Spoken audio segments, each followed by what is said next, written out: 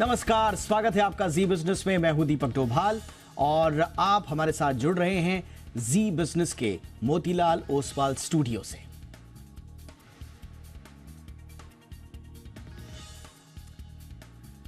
तो आप देख रहे हैं आपकी खबर आपका फायदा, और हवाई किराए में भारी बढ़ोतरी और एयरलाइंस की मनमानी के खिलाफ जी बिजनेस लगातार आवाज उठा रहा है। सरकार भी मामले में अलर्ट मोड में आई है और इस पर निगरानी की बात कह रही है, मगर एयरलाइंस पर इसका असर नहीं हुआ है। आज भी हवाई टिकट के दाम आसमान पर हैं। ऐसे में हम इसी पर बात करेंगे, समझेंगे कि आखिर एयर फेयर को रेगुलेट करने से सरकार क्यों हिचक रही है। क्यों नहीं सरकार हर रूट पर एक अपर कैप लगा देती। एक्सपर्ट से इसकी वजह जानने की कोशिश करेंगे, लेकिन पहले देख लेते हैं ये रिपोर्ट।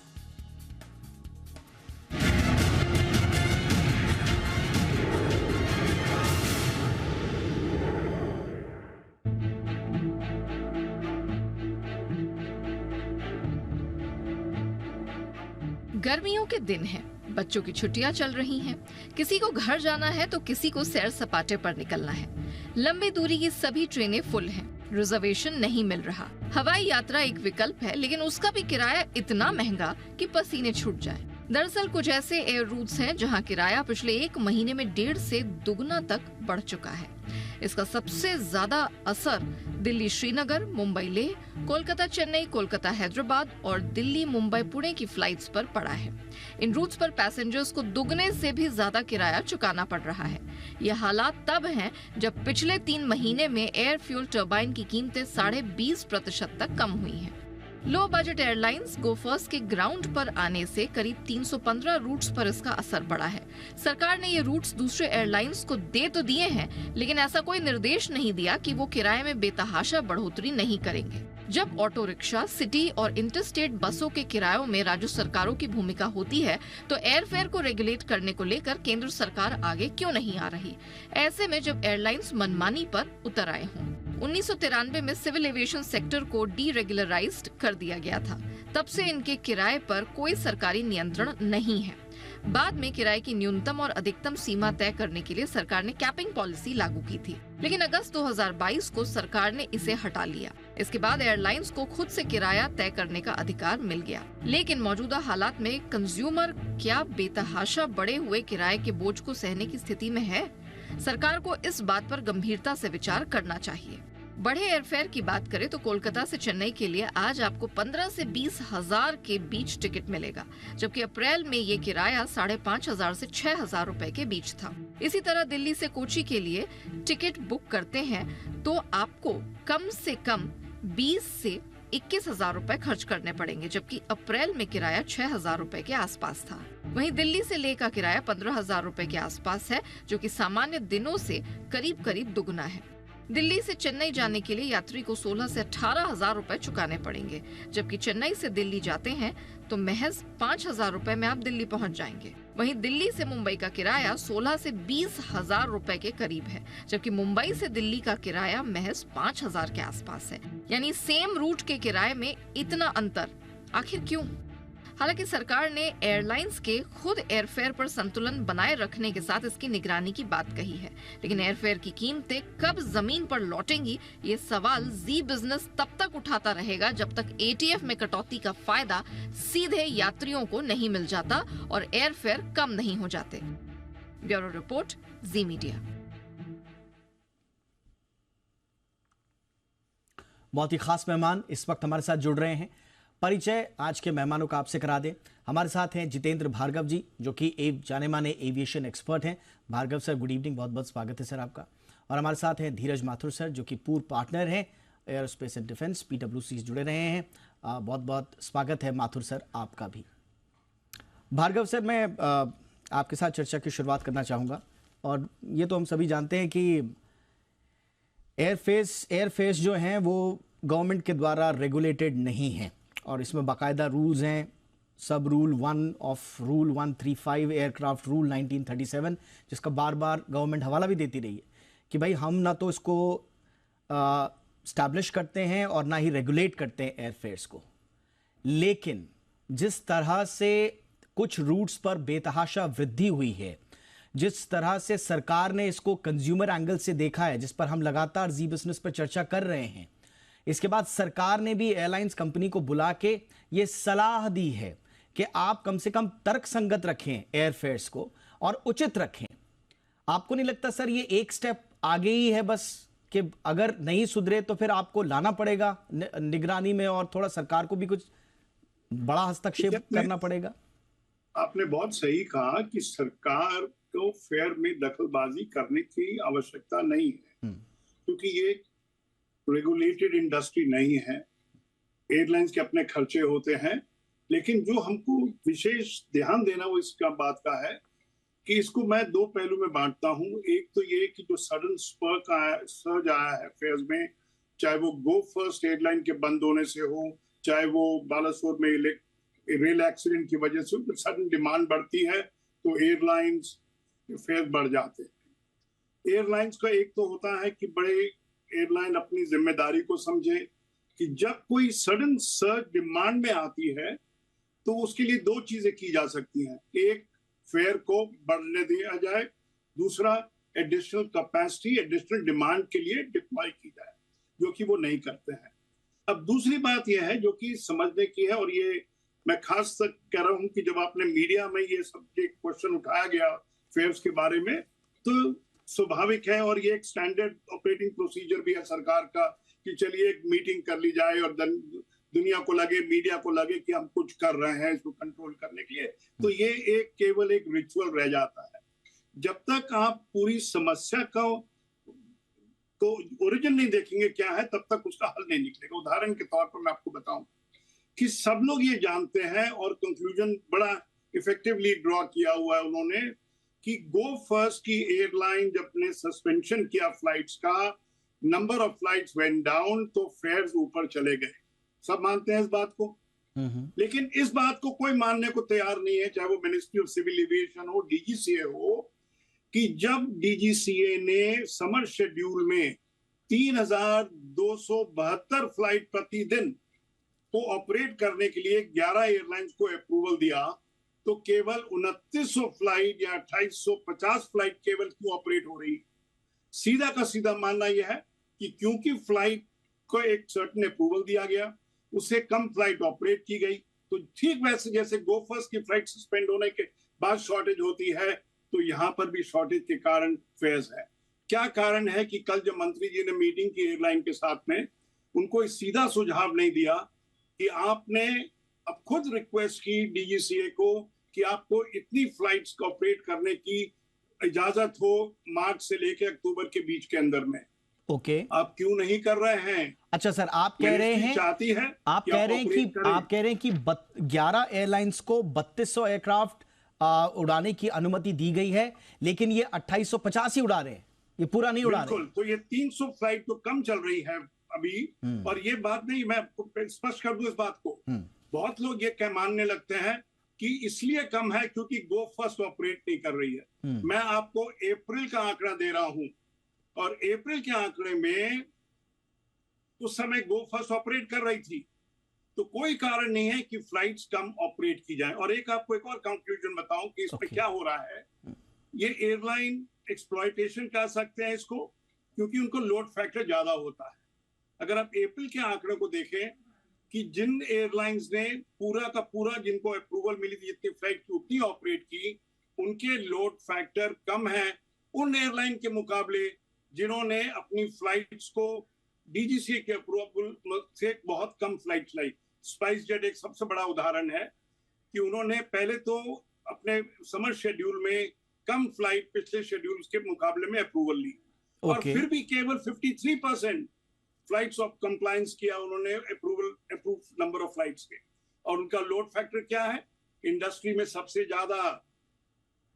तो विशेष तौर पे सरकार को, डीजीसीए को, सर, तो क्या मैंने पहले बताया, सर क्या आप करने का उनको सर क्या आपके कहने का तात्पर्य ये है डिप्लॉयमेंट के लिए उनको करने का है? सर क्या, मैं बहुत जल्दी से पूछ रहा हूं, उसके बाद मैं माथुर सर के पास जाऊंगा, क्या आप ये कह रहे हैं सर कि कम फ्लाइट्स उड़ाकर एक तरह से डिमांड, आर्टिफिशियल डिमांड में एक प्रेशर की तरह इसको इजाफा दिखाकर और फिर टिकट हाइक क्योंकि पूरा का सिस्टम जनरेटेड इशू है, क्या एयरलाइंस ऐसे जानबूझ के कर रही हैं कि कम फ्लाइट रहे? प्राइमा फेसी तो यही एक है, क्योंकि मिनिस्ट्री डीजीसी उनको बुला के पूछ सकती है कि आपने इतनी फ्लाइट की इजाजत ली, कृपया करके हमको बताइए कि आप इतनी फ्लाइट क्यों नहीं ऑपरेट कर रहे हैं। Absolutely, अगर sir. उनके पास में लेजिटिमेट रीजन है, मान लिया जाए, अगर नहीं है तो उनकी खिंचाई की जाए, उनको बोला जाए कि आपको अगले 7 दिन के अंदर में अपनी जो रिक्विजिट नंबर ऑफ फ्लाइट की अप्रूवल है उतनी फ्लाइट को ऑपरेट किया जाए, क्योंकि जैसी मार्केट में कैपेसिटी आएगी, जरूरी बात है कि फेयर्स कूल डाउन हो जाएंगे और कम हो जाएंगे। ये बात आपने बहुत महत्वपूर्ण अपना ऑब्जर्वेशन दिया। माथुर सर, 2 बातें जो भार्गव सर ने कही हैं बहुत वस्तु स्थिति के बहुत करीब लग रही हैं, और ज्योति महल भी हमारे साथ जुड़ चुकी हैं, जो कि प्रेसिडेंट है TAI की, travel agent association of India की। ज्योति जी, आपका भी बहुत बहुत स्वागत है। माथुर सर, ये कितना इंपॉर्टेंट ऑब्जर्वेशन है भार्गव सर का। एक पहला तो वस्तु स्थिति के बहुत करीब लग रहा है कि जिस तरह से मिनिस्टर साहब ने मीटिंग बुलाई, ऐसा लगा कि तर्क संगत और उचित किराया लेने की जो बात कही है वो बड़ी रस्म अदायगी सी लगी, वो बिल्कुल ऐसा लगा कि आपने रिचुअल एकदम वो कर दिया। और दूसरा, सीधे सीधे सवाल सरकार क्यों नहीं पूछ रही है कि जब आपको 3200 कैपेसिटी की आपने परमिशन ली हुई है, उसके बाद आप 2800 2850 चला रहे हैं। अगर आप कैपेसिटी बढ़ा देंगे, जाहिर सी बात है अपने आप टैरिफ जो है वो कूल हो जाएंगे। तो सरकार सीधा क्यों नहीं पूछ रही है एयरलाइंस कंपनी से? देखिए, तो पहली जो आपने बात कही कि ये रस्म अदायगी है, इससे ज़्यादा और कुछ कर नहीं सकते, क्योंकि जैसा आपने खुद ही कहा है कि ये डीरेगुलेटेड सेक्टर है, इसमें सरकार कोई हस्तक्षेप वैधानिक तौर पर नहीं कर सकती।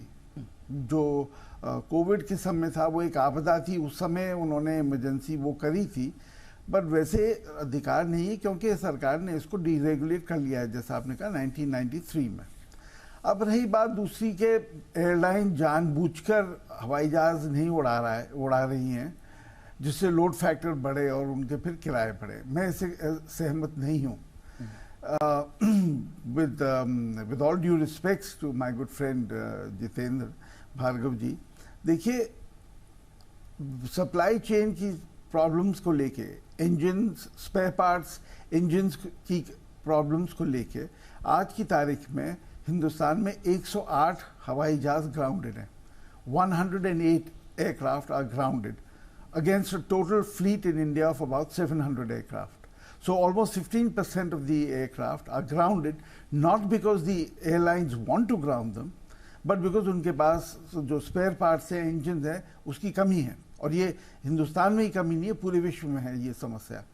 तो ये एक ग्लोबल समस्या है सप्लाई चेन की। कोविड के दरमियान ये जो सप्लाई चेन में डिस्ट्रप्शन हुआ था वो अभी तक पूर्णतः पूरी नहीं हुई है। स्पाइस जेट के बारे में हमने सुना था कुछ महीनों पहले, उनको कितनी समस्याएं थी, कितने इश्यूज थे, उनके फाइनेंशियल इश्यूज थे, मेंटेनेंस के इश्यूज थे, स्पेयर्स के इश्यूज थे। तो ये सब बातें छुपी नहीं है, सबको मालूम है। गोएयर क्यों बैठी? बिकॉज उनके पास आधी से ज़्यादा हवाई जहाज उनके ग्राउंडेड थे इंजन प्रॉब्लम्स को लेके, प्रैट एंड विटनी के इंजन्स को लेके।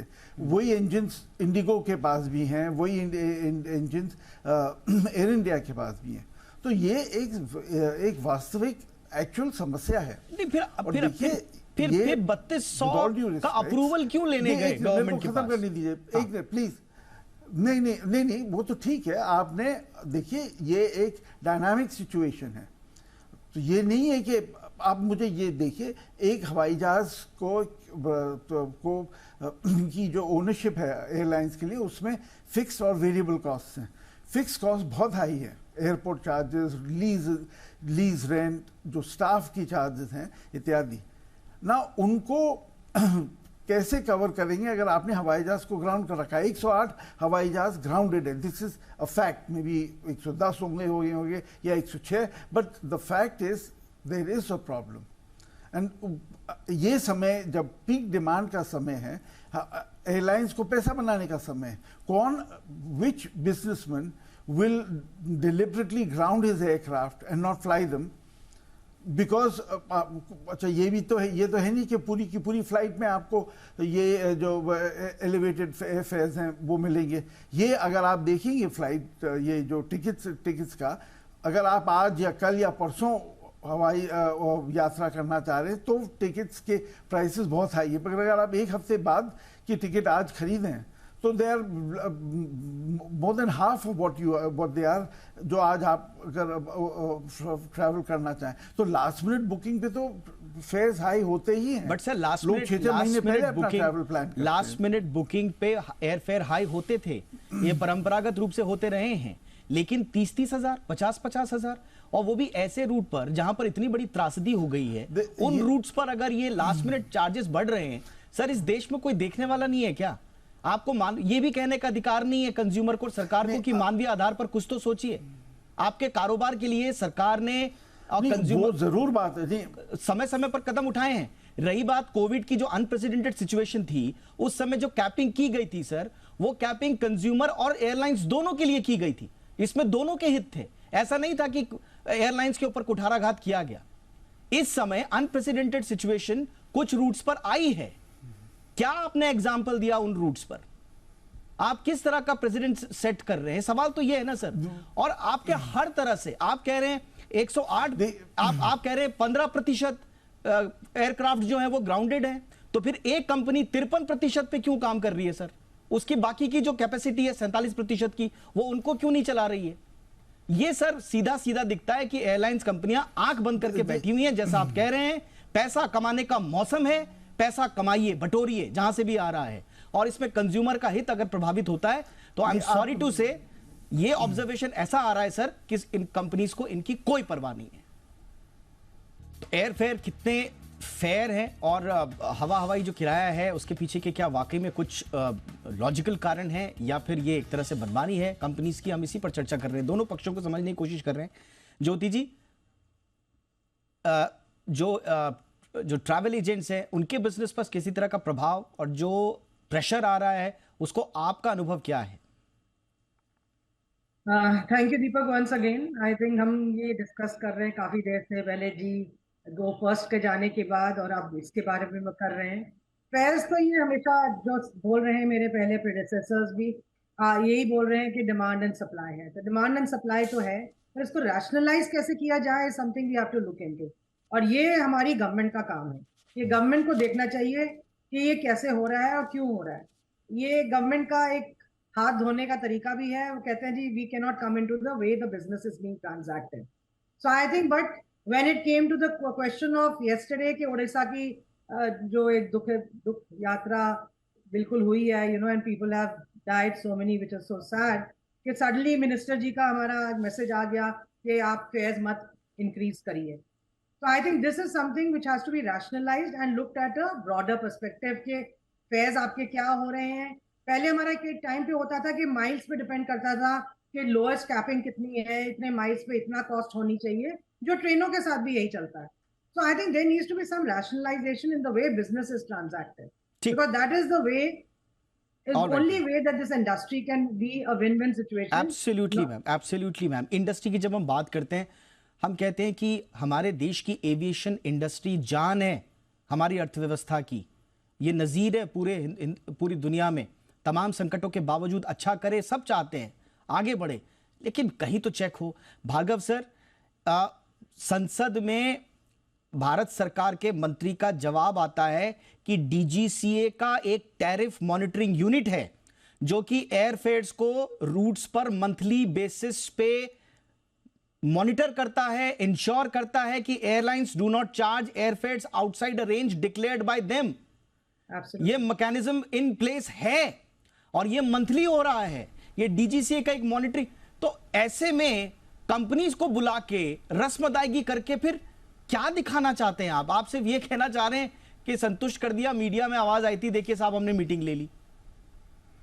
देखिए मैकेनिज्म बेशक हो, लेकिन डीजीसीए के अपना काम निभा रहा है कि नहीं ठीक तरह से, उसको देखना है। और ये जो हम बैंड की बात करते हैं, जैसे मंत्री जी ने भी बताया कि हम आरबीडी की बात करते हैं कि कैसे फेयर को मॉनिटर किया जाएगा, कैसे एयरलाइंस को करें।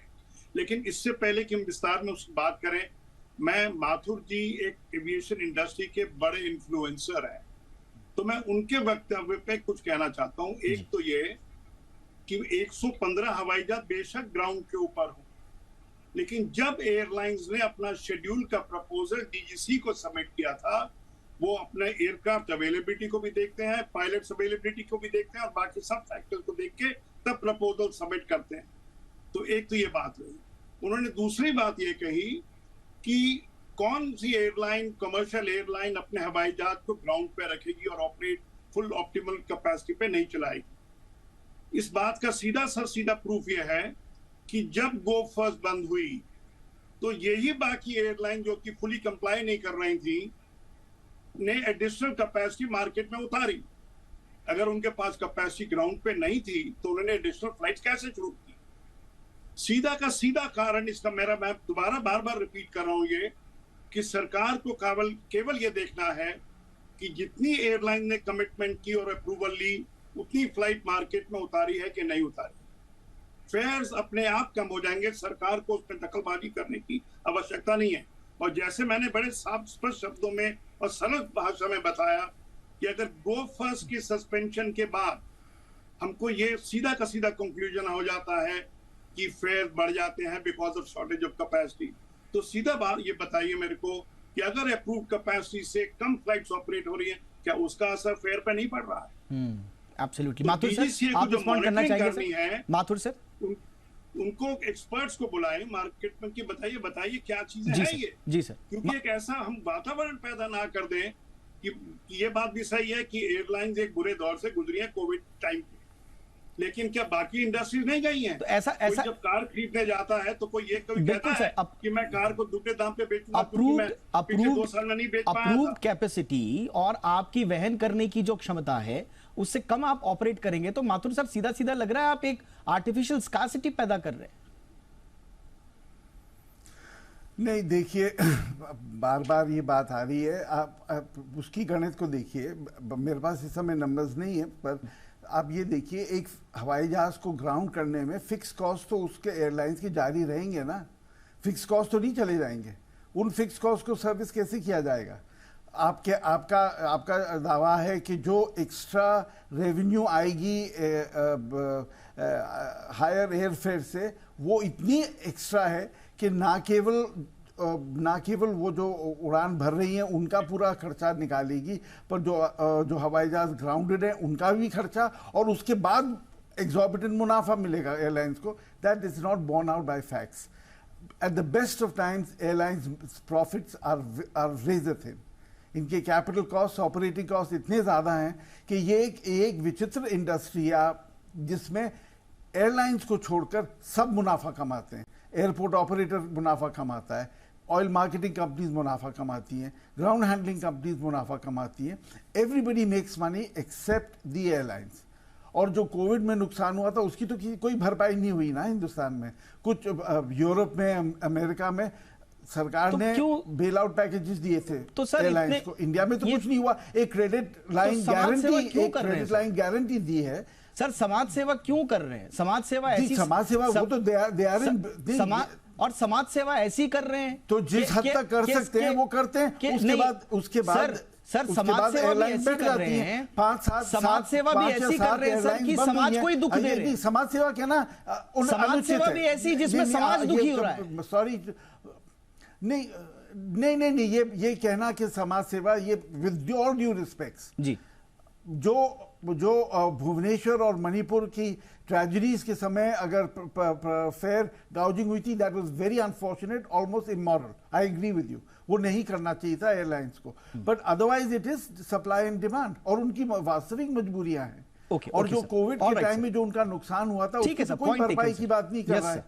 Yes sir, we should be fair. ऐसा नहीं कहना चाहिए कि ये समाज सेवा कर रहे हैं। नहीं सर, आप कह रहे हैं ना सर, आपने ऐसी स्थिति बनाई सर अभी हमारे सामने कि सब पैसा कमा रहे हैं, बेचारी एयरलाइंस ही नहीं कमा रही हैं। इसलिए मैंने अर्ज किया कि अगर आपको लग रहा है कि आप समाज सेवा कर रहे हैं, वो तो वास्तविक है। हाँ, वो मैंने इसीलिए कहा सर कि कोई पैसा नहीं बना रहा है, सिर्फ एयरलाइंस कंपनियां ही बेचारी पैसा नहीं बना पा रही हैं, जो ये दुखद स्थिति है। तो हम कह रहे हैं कि समाज सेवा क्यों कर रहे हैं, और समाज सेवा में भी ऐसा लग रहा है कि समाज को ही आप दर्द दे रहे। भार्गव सर कुछ जोड़ना चाह रहे हैं? भार्गव सर, देखिए ये कहना कि सब नहीं तो फिर उसमें तो बंद हो गई ना, गोएयर बंद हो गई ना। देखिए गोयर बंद हो गई, इंडिगो भी जेट इसी बंद हो गई थी, एनवायरनमेंट के अंदर किंगफिशर में बंद हो गई। ऑपरेट कर रही कंज्यूमर का है। पैसा लेके बंद हुई है सर, पीक सीजन पे मैक्सिमम पैसा लेके बंद कर दिया। यस सर, भार्गव सर कुछ जोड़ना गोफर्स चाह की रहे हैं। कहानी मेरे ख्याल दूसरी है, उसको बहुत सारे उसके अलग अलग पहलू हैं, लेकिन मैं खाली सिंपल एक क्वेश्चन ये पूछ रहा हूं कि इंडिगो भी इसी ऑपरेशनल एनवायरनमेंट में ऑपरेट करती है और प्रॉफिटेबल एयरलाइन है। माथुर साहब ने सही बताया कि दूसरी बहुत सारी कंपनी जो कि एविएशन से एसोसिएटेड है, अच्छा मुनाफा बनाती हैं, बहुत सारी एयरलाइन लॉसेस में है, लेकिन इंडिगो एक प्रॉफिटेबल एयरलाइन है, तो उन्होंने कुछ सही किया है जो दूसरी एयरलाइन सही नहीं कर रही है। ये कहना कि हम सब कुछ एनवायरनमेंट पे डाल देंगे, वो चीज गलत हो। बिल्कुल सर, मैं आई एम सॉरी मैं ज्योति जी के पास नहीं आ पाया। देखिए ये बात तो सही है कि ये बड़ा कॉम्प्लेक्स इश्यू है और इस पे एक सीधी चर्चा करके हम तह तक नहीं जा पाते, लेकिन एक एंगल तो, एक पहलू तो समझना पड़ेगा, किसी ना किसी को तो समझना पड़ेगा। अब सरकार समझे, एयरलाइन समझे, वो प्रॉफिट नहीं कमा पा रही हैं, कुछ प्रॉफिट कमा पा रही हैं उसी इकोसिस्टम में, कुछ नहीं कमा पा रही हैं। सरकार कहती है हमारे रूल्स हैं भी, सरकार कहती है हमारे रूल्स नहीं भी हैं। तो ये सब जो खिचड़ी है, ये इतना ये कॉम्प्लेक्स इशू है, इसमें आम आदमी का तो कुछ तो कोई तो सोचे। हमारी तो इतनी गुजारिश है। एक बहुत बहुत शुक्रिया, आप तीनों का वक्त निकाला आपने। जितेंद्र सर शुक्रिया, Mathur sir thank you so much sir, वक्त निकाला। ज्योति जी आपका भी शुक्रिया। आपकी खबर आपका फायदा में इतना ही, इजाजत दें, नमस्कार।